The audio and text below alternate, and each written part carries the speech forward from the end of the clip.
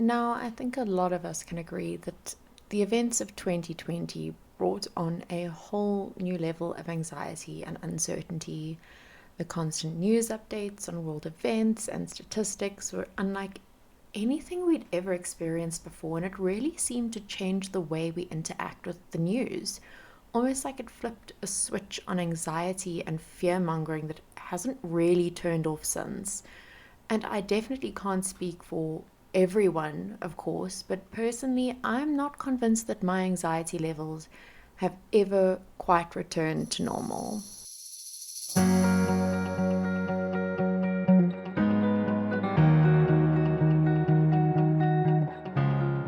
Hello, everyone, and welcome back to another episode on my channel. My name is Celeste, and I am your host and certified life coach.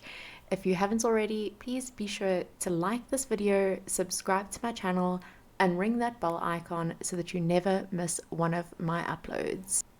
On the day that this episode is being released, the American elections are happening, and that means over the next few hours and days, we're going to see results being released. And the topic of this episode certainly is not the elections, but I think it's incredibly relevant that we have the conversation about managing anxiety in the age of the 24-hour news cycle and how we can resist the temptation to doom scroll.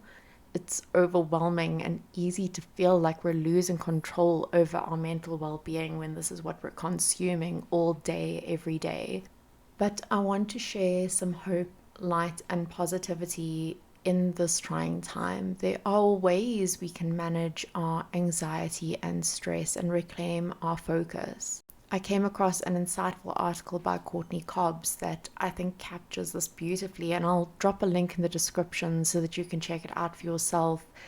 Cobbs emphasizes the importance of practicing self love and recognizing that we need to own our reality, which I think ties in perfectly with what we're discussing today. First off, let's acknowledge that feeling anxious about the constant stream of news is completely normal. It's a lot to process, and with information coming at us from all directions, it's no wonder we feel stressed and anxious. But here's the thing, we have to control how we respond to these feelings. Just like I discussed in a previous episode about the importance of doing your own research and being able to change your mind in light of new information, this is all about adapting and growing in response to the information that we encounter on a day-to-day basis. I think one of the biggest culprits of our anxiety when it comes to current affairs is indeed the 24-hour news cycle. Sometimes I wish that I could experience a day in the life of a world before the 24-hour news cycle, where news was on the radio or the television for a certain time during the day in very limited bursts. Newspapers only came out once a day. Now, with 24-hour news channels, not just on our televisions, but available on YouTube, with updates constantly on X and our phones giving push notifications about news in the world, it's something that we're sort of stuck with. It's unavoidable. We have this information being pushed at us 24 hours a day. As Courtney Cobbs also pointed out, anything you give your attention to, you give your energy to. When we find ourselves stuck in a cycle of doom scrolling through news and updates, we're not just consuming news, we're actively contributing to our own mental fatigue and distress. It's essential that we set boundaries around our news consumption to prevent it from overwhelming us. Psychology Today has an interesting article on this with the subheading of the psychological trap of trying to resolve infinite anxiety with infinite data. And they open the article with a statement, or question rather, anyone else spending a lot more time on the internet lately?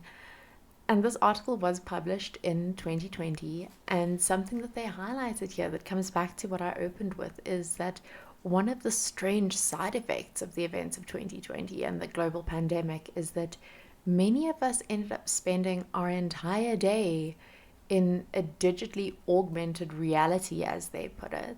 They highlight how normal life pre pandemic required us to disconnect from our cell phones and technology, at least on a fairly regular basis, whether this was while we were in meetings or eating dinner, whatever the case may be, there were times when we had to disconnect from technology. But when the world shut down and we were shut indoors all day, every day, our phones, laptops, computers became the only way for us to actually have any sort of interaction with other people.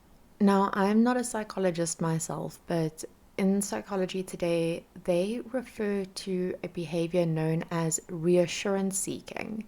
And the example they use here is with the 24/7 digital access to information and misinformation, there are psychological dangers, such as when you end up stuck in an hour-long rabbit hole trying to self-diagnose a medical condition on the internet.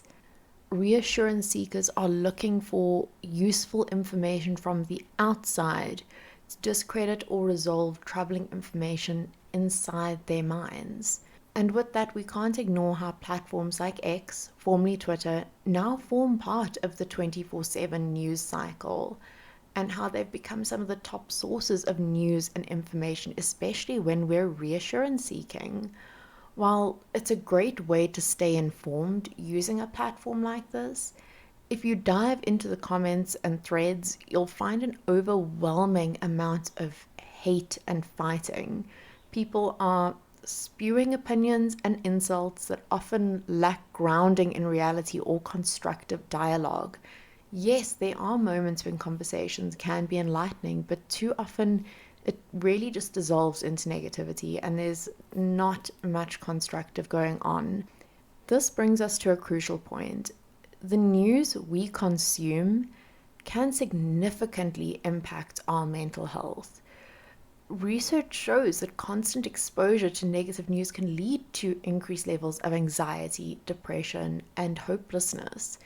It's essential to recognize that what we allow into our minds can shape our reality. Coming back to Courtney Cobbs, who pointed out in their article, you own your reality. This means how we engage with the news, social media, and even our conversations can either uplift us or drag us down. I've had to consciously make the decision to limit my own exposure to news that doesn't serve me. It's a form of self-care that allows me to reclaim my time and energy. There have been times, even as recently as last week, where I've had to make a conscious decision to step away from a discussion that was draining me. It felt empowering to realize that I could opt out of conversations that don't resonate with or contribute positively to my life. It's about understanding what you need in a given moment. And this doesn't mean for a second that you must go and fall into an echo chamber where no one is going to disagree with you. This simply means you need to recognize an environment where nothing constructive is going to come from the discussion or dialogue that is happening. Yes, we need to expose ourselves to different ideas, different opinions, different perspectives, but we do not need to torture ourselves in the process, where we are having a discussion with someone who is completely closed-minded and doesn't actually want anything constructive or positive to come from that conversation. Now let's explore some strategies for managing anxiety and stress in this media-saturated world. As I've said before, we can't control the actions and behaviors of other people, and we can't control whether people are going to have constructive conversations or dialogues with us. So what we can control is how we respond and react and take control of our own lives. So here are a few practices that have helped me and could potentially be beneficial for you too. Firstly, set boundaries with news consumption. Make it a habit to check the news only at specific times rather than allowing it to infiltrate your entire day. Limiting your exposure can help reduce the feelings of becoming overwhelmed or anxious with the non-stop flow of information. Engage with positive content. Seek out uplifting and constructive sources of information. There are plenty of podcasts, books, and social media accounts dedicated to positivity, self-care, and growth, much like the channel you're listening to right now. Surrounding yourself with encouraging content can significantly improve your mindset. Something else you can do is insert timeline cleansers into your social media. Find those accounts with the hilarious cat videos, or watch a panda roll aimlessly down a hill bumping into things. One of my favorite things at the moment is Pesto, the hilariously adorable oversized baby penguin who is busy shedding his feathers at the moment and has somehow become even more adorable. So if you're not familiar with Pesto the penguin, give yourself a timeline cleanser today and go and look him up. It is worth. Surrounding yourself with encouraging and positive content can significantly improve your mindset.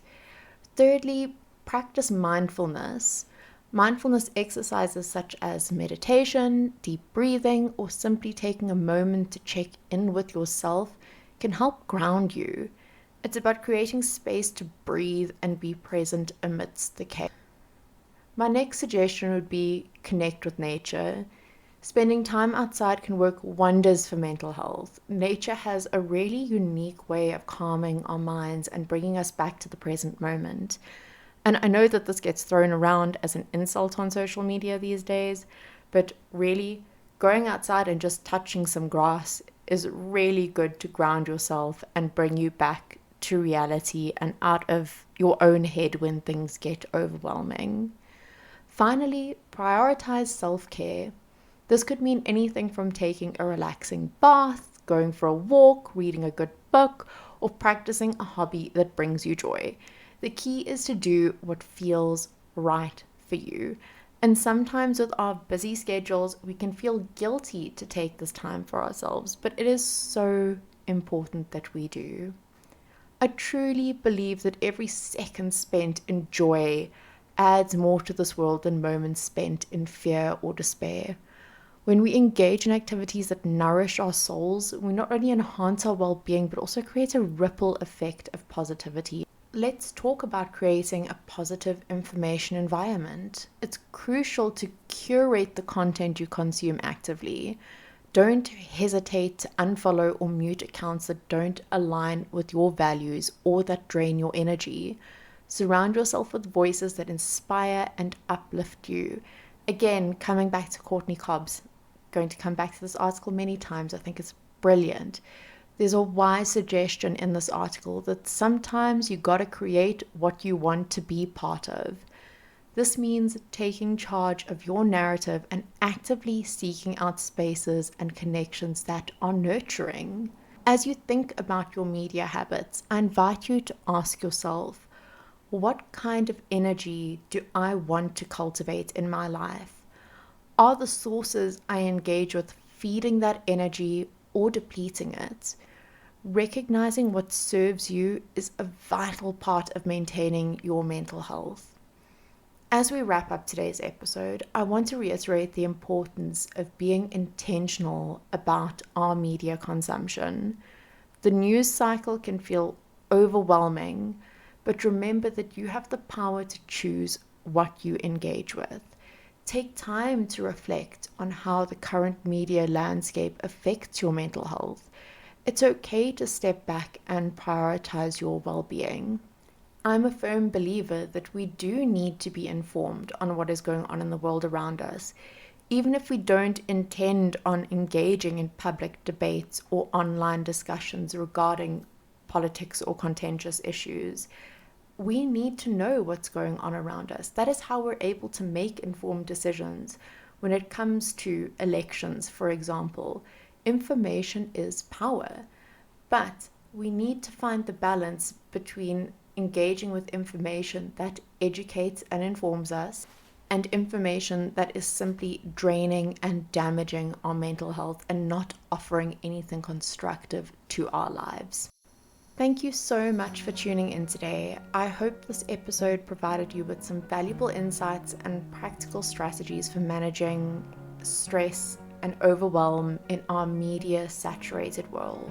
Once again, if you haven't already, please be sure to like this video, subscribe to my channel, and make sure that you ring that bell icon so that you never miss one of my uploads. Until I see you all again in the next episode, please do look after yourselves over the next few days and weeks. I anticipate that the news cycle could very easily become overwhelming in these coming days and weeks, so be sure to take the time and put in the effort to look after your well-being. Thank you so much for joining me today, and I will see you all in the next episode.